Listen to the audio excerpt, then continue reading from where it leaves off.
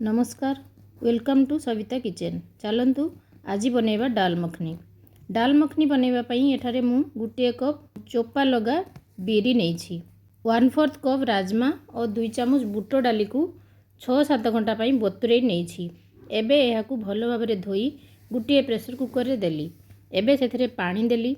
पानी जेमिति 1 इंच ऊपर को रहिबो। सेथिरे 5टी रसुण देली। स्वाद हिसाब रे लूण देली। 1 टीस्पून लाल लंका गुंड देई कुकर बंद कली। एबे 4टी सीटी देई भलो भाबरे सिझेई नेली। तापरे डाली को एहीपरी चामच रे टिके हल्का मैश करिनेली।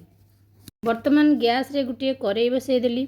सेथिरे 2 चामच बटर और 1 चामच तेल देली। एबे 2 चामच अदा रसुण पेस्ट करेई रे देली। अदा रसुण पेस्ट को भलो भाबरे 2 मिनिट भाजिली।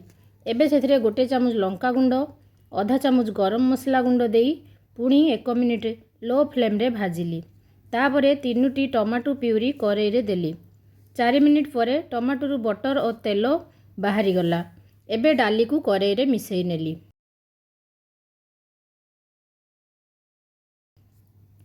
एबे एथिरे दरकार मुताबक गरम पानी देली। पुणी एहाकू प्राय 20 रु 25 मिनिट पर्यंत मीडियम फ्लेम रे डाली को फुटिवा पई छाड़ी देली। मझिरे मझिरे डाली रे चामच चलेइली। एबे एथिरे 3 चामच फ्रेश क्रीम देली। 1 चामच कसूरी मेथी देई मिसई नेली। शेषरे 1/4 चामच गरम मसला देई पुणी 1 मिनिट फुटेइली। डाल मखनी रेडी हो गला।